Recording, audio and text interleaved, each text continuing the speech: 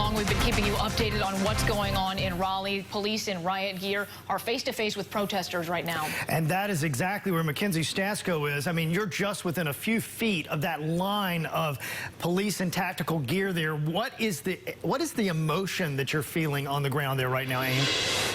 Mackenzie? Well, Russ, Maggie, people are absolutely angry right now. They're lined up and sitting in between police here. As you see on the left, we've got police with riot gear on the ground in the middle where the crosswalk is. We have a lot of people here sitting on the ground with their hands up. That's what they've been doing pretty much all day, chanting different things, hands up, don't shoot. So really, to answer your question, the emotions are running high here, just as they were yesterday in downtown Raleigh. To give you some perspective, this is at the intersection of Salisbury and Hillsborough. This is just outside of the monument at the state capitol. And again, tensions are running very high. The crowd here of protesters have been snaking their way through downtown Raleigh, just as they did yesterday. I do want to mention that I did see some of the protesters go to downtown Fayetteville Street in downtown Raleigh, just as they did yesterday. They went down by the CVS, which, as we know, was broken into, was looted, and was set on fire. So again, we have seen crowds kind of dispersing all throughout downtown Raleigh, having these face-to-face confrontations with police. As you can see, there are some people standing up, and they are just within feet of police here, and there is a massive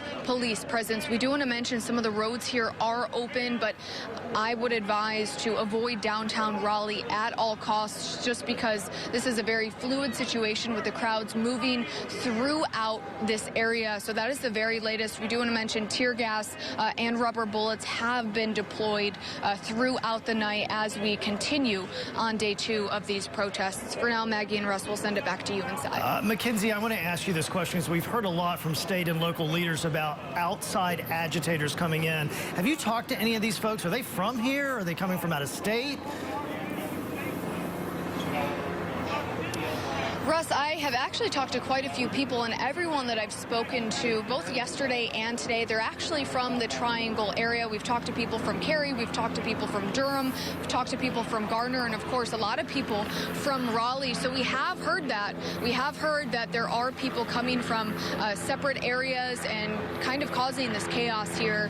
But as far as me speaking to any of those people directly, everyone that I personally have spoken to has been from the Raleigh Triangle region. But really, Russ and Maggie, just a very diverse crowd of people here, as we mentioned. The feeling here, the vibe here is definitely a lot of unrest and a lot of anger toward police. That's the very latest from downtown Raleigh. We'll send it back to you. Very quick question, Mackenzie. As I know most people are staying away from downtown, but as people have driven by, for example, what is their reaction to the protesters? Is there any interaction there?